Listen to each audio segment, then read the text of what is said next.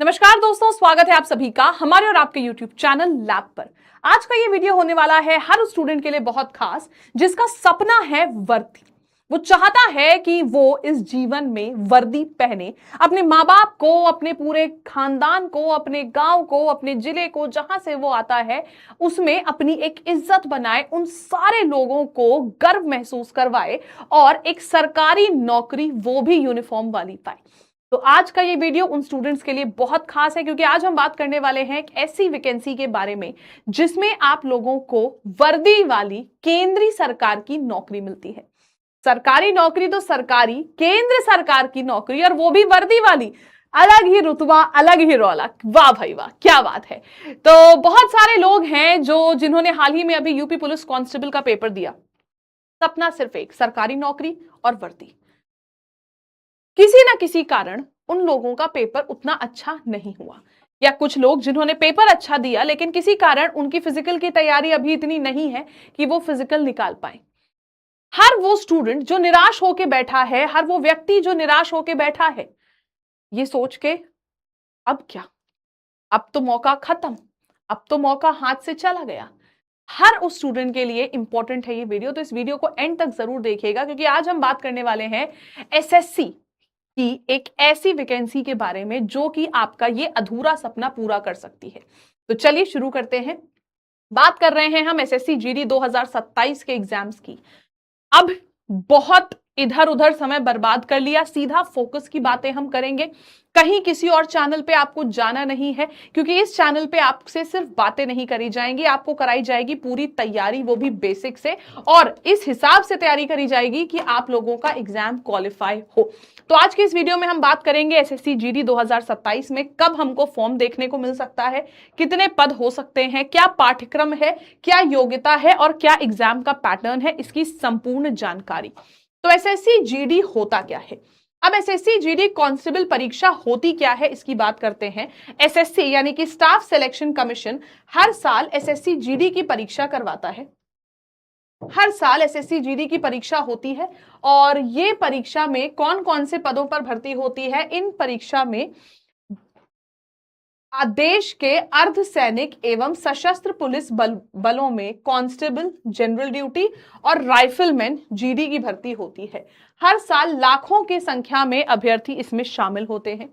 इसमें कौन कौन से विभाग में, कौन कौन सी फोर्स में ड्यूटी आपकी, कौन कौन से फोर्स में आप अप्लाई कर सकते हो उसकी बात करते हैं। सबसे पहला है बीएसएफ, बॉर्डर सिक्योरिटी फोर्स, जिसको हम कहते हैं सीमा सुरक्षा बल। फिर आता है सीआईएसएफ, जिसको हम कहते हैं केंद्रीय औद्योगिक सुरक्षा बल। फिर आता है CRPF, central reserve police force, जिसको हम केंद्रीय रिजर्व पुलिस बल कहते हैं। ITBP, Indo Tibetan border police, India और तिब्बत का जो बॉर्डर है या सीमा है उस पर तैनात रहती है ये पुलिस। एसएसबी यानी कि सशस्त्र सीमा बल। एसएसएफ, सचिवालक सुरक्षा बल। एआर यानी कि असम राइफल, सबसे ज्यादा चहीती जॉब है ये एस्पिरेंट्स की, असम राइफल। और फिर आता है एनसीबी यानी कि नारकोटिक्स वाली, नारकोटिक कंट्रोल ब्यूरो, इसमें सिपाही के तौर पर भर्ती होती है। ये सारी की सारी भर्तियां जो हैं मेजरली आप लोगों को अगर समअप किया जाए, सीएपीएफ या एसएसएफ में कांस्टेबल की भर्ती निकलती है, फिर असम राइफल में राइफलमैन जीडी, और फिर उसके बाद जीडी यानी कि जनरल ड्यूटी, ठीक है, और फिर आता है एनसीबी में सिपाही की ड्यूटी। तो ये हमारे पास भर्तियां निकलती हैं। अब बात करते हैं आगे, बात करते हैं एसएससी जीडी जो भर्तियां होंगी 27 में, उसका एक सारांश देखते हैं, एक समरी देखते हैं। कौन कराता है? एसएससी यानी कि स्टाफ सिलेक्शन कमीशन। पद है जनरल ड्यूटी जीडी का, कांस्टेबल का। परीक्षा का जो प्रकार है वो राष्ट्र स्तर की परीक्षा होती है, स्टेट लेवल की नहीं। जैसे अभी अलग अलग स्टेट के एग्जाम्स होते हैं, अलग अलग स्टेट के पुलिस, स्टेट के कांस्टेबल, स्टेट के एसआई, ये सेंट्रल गवर्नमेंट की एक बॉडी है एसएससी जो कराती है, और केंद्र सरकार की नौकरी होती है ये, ठीक है। तो यहाँ पे केंद्रीय लेवल पर पूरे देश भर के लेवल पर का एग्जाम होता है। अब बात करते हैं रजिस्ट्रेशन की। सितंबर अक्टूबर 2026 में इसका रजिस्ट्रेशन शुरू होगा। अभी चल रहा है जून, ऑलमोस्ट जा चुका है जुलाई, अगस्त, आपके पास 2 से ढाई महीने हैं इस एग्जाम की तैयारी को शुरू करने के लिए। सितंबर अक्टूबर में रजिस्ट्रेशन होगा इसका, और परीक्षा कहीं ना कहीं आपकी नवंबर दिसंबर तक जाएगी। तो अभी आपके पास लगभग 4 से 5 महीने हैं। अगर एकदम बेसिक से तैयारी करना चाहते हैं, कुछ भी नहीं जानते, कुछ भी नहीं पता, तब भी कर सकते हैं। बात करते हैं सैलरी की, तो पे लेवल 3 की सैलरी है 21,700 से शुरू होके 69,100 तक, यानी कि 69,100 तक, और पूरे भारत में आपकी पोस्टिंग कहीं पर भी हो सकती है।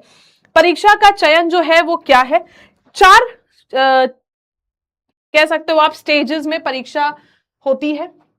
अब एक महत्वपूर्ण तिथियों की एक टाइमलाइन देख लेते हैं। नोटिफिकेशन आएगा लगभग सितंबर अक्टूबर 2026 में। ऑनलाइन आवेदन भी सितंबर अक्टूबर 2026 से ही शुरू हो जाएंगे, जैसे ही नोटिफिकेशन आ जाएगा। अंतिम तिथि होगी अक्टूबर के करीब, क्योंकि 1 महीना पूरा पूरा फॉर्म आप भर सकते हो, और फिर उसके बाद भुगतान करने की अंतिम तिथि लगभग 1 महीने बाद नवंबर के करीब की होती है। एडमिट कार्ड आपका घोषित होता है जब एग्जाम आने वाला होता है। अब मेन बात आती है आपकी परीक्षा की, तो परीक्षा जो होगी वो आपकी जनवरी से मार्च 2027 के बीच में होगी, ऐसा अनुमान लगा रहे हैं। अभी नोटिफिकेशन आउट नहीं हुआ है, लेकिन ये एक अनुमानित तिथियां हैं जो आती हैं, और ये हमने निकाली है पिछले कुछ वर्षों के ट्रेंड को देख के। अब पिछले कुछ वर्षों के ट्रेंड अगर हम वैकेंसी के टर्म्स में देखें, उस पर बात करते हैं। 2019 में आई 54,593 वैकेंसी, 20 में ये हो गई 60,210, 2021 में ये वैकेंसी घट के आधे से भी कम हो गई 25,000, फिर 22 में बढ़ के हो गई 50,000, 24 में 46,000 और 2025 में 53,690। तो क्या उम्मीद कर सकते हैं हम 2027 में वैकेंसी की? क्या उम्मीद कर सकते हैं हम 2027 में वैकेंसी की? 2027 में जो अब की बार 26-27 का जो एग्जाम होगा, 26 का फॉर्म होता है 27 में, इसीलिए 26-27 बोला जाता है इसको। तो इसमें कितने वैकेंसी की हम उम्मीद कर सकते हैं? हम अगर पिछले बार से देखें, पिछले 4-5 वर्षों से अगर हम इनका एक एवरेज निकाल लें, तो कम से कम 40 से 45 हजार, मैं मिनिमम भी मान के चल रही हूं, तो 25 से 30 हजार भर्तियां तो कम से कम आएंगी ही आएंगी। और 25 से 30 हजार भर्तियों में आपको कितनी भर्ती चाहिए? सिर्फ एक, अपने लिए।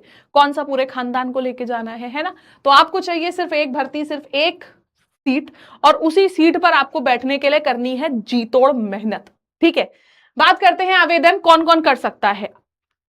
कांस्टेबल के लेवल की जॉब है, 10th पास होती है इसकी शैक्षिक योग्यता किसी भी बोर्ड से। आयु सीमा होती है 18 से 23 वर्ष, और अगर हम अधिकतम आयु में छूट की बात करें तो SC/ST को मिलती है 5 वर्ष की, OBC को मिलती है 3 वर्ष की छूट। यानी कि अगर कोई कैंडिडेट SC/ST है तो वो 28 वर्ष तक फॉर्म भर सकता है, OBC है तो वो 26 वर्ष तक फॉर्म भर सकता है। कम से कम 18 का जरूर होना चाहिए लेकिन। ठीक है, फिर बात करते हैं 4 चरण की चयन प्रक्रिया होती है, यानी कि सिलेक्शन जो प्रोसीजर है वो 4 स्टेजेस का होता है, जिसमें सबसे पहला होता है आपका CBT, जिसको हम कंप्यूटर बेस्ड टेस्ट कहते हैं। कंप्यूटर बेस्ड टेस्ट जो कि आपकी रिटन परीक्षा होती है, इसमें 80 क्वेश्चंस आते हैं 160 अंक के। ये आपने पहला चरण जब पार किया तब होता है आपका PET, जिसको हम शारीरिक दक्षता परीक्षा यानी कि फिजिकल एफिशिएंसी टेस्ट कहते हैं। इस फिजिकल एफिशिएंसी टेस्ट में पुरुष व महिला अभ्यर्थियों के लिए दौड़ होती है, यानी कि फिजिकल जिसको हम लोग कहते हैं आम भाषा में, ये फिजिकल है। तीसरा आता है PST फिजिकल स्टैंडर्ड टेस्ट, जिसमें आपकी हाइट, सीने की, वेट की, इन सब की नाप होती है। और चौथा आता है आपका डॉक्यूमेंट वेरिफिकेशन और मेडिकल टेस्ट, जिसमें अगर आप पास हो गए तो आप अपनी मनचाही नौकरी पा सकते हैं। अब बात करते हैं कि 80 क्वेश्चन, सबसे पहला चरण कैसे पार करें। 80 सवाल कौन कौन से सब्जेक्ट से? Maths, reasoning, GK, Hindi. Maths यानी कि आपकी प्रारंभिक गणित, बेसिक मैथ्स होती है इसमें, बेसिक मैथ्स होती है। रीजनिंग बहुत बेसिक लेवल की होती है। जनरल इंटेलिजेंस एवं रीजनिंग 20 सवाल। सामान्य ज्ञान एवं सामान्य जागरूकता, general awareness and general knowledge 20 सवाल 40 नंबर। और लास्ट में आता है अंग्रेजी हिंदी में से कोई भी एक सब्जेक्ट चूज करने का ऑप्शन, जिसमें अधिकतर लोग हिंदी चूज करते हैं, तो ये आप चूज कर सकते हैं। टोटल मिला के हो गए 80 सवाल। हर सवाल होता है 2 नंबर का, तो हो गए 160 अंक। सही करोगे तो 2 नंबर, और गलत करा यदि सवाल तो आपके कट जाएंगे 0.25। ठीक है, 0.25 नंबर कटते हैं। बिना उत्तर खाली प्रश्न छोड़ोगे तो कोई कटौती नहीं होगी। 4 सेक्शन है, सभी 60-60 मिनट में हल करने होंगे और सब 60 मिनट में हल करने होंगे। टोटल मिला के 80 सवाल 60 मिनट में, और द्विभाषी पेपर होगा अंग्रेजी व हिंदी में। और जिस तरीके का इस बार एसएससी का ट्रेंड चल रहा है कि उसने हर एक पेपर को, हर एक क्वेश्चन को करने के लिए एक फिक्स टाइम दे दिया है, जैसे कि अभी सीजीएल की और बाकी एसएससी के एग्जाम्स की जो नोटिफिकेशन आ चुकी है उसमें क्या किया है इसने, 100 सवाल होते थे, 60 मिनट दिए होते थे, अपने हिसाब से हम टाइम बांट लेते थे। अब की बार उसने क्या कह दिया कि 15-15 मिनट आपको हर एक सेक्शन के लिए मिलेंगे। 15 मिनट मैथ्स के लिए भी, जीके के लिए भी, इंग्लिश के लिए, सॉरी इंग्लिश हिंदी के लिए भी, और आपके मैथ्स के लिए भी, सबके लिए 15-15 मिनट। तो हो सकता है सेक्शनल टाइमर हमको यहां पे भी देखने को मिल जाए अभी, लेकिन ऐसा कुछ भी कह नहीं सकते हैं क्योंकि नोटिफिकेशन ऑफिशियल नहीं आया है, लेकिन हो सकता है ऐसा देखने को मिल जाए।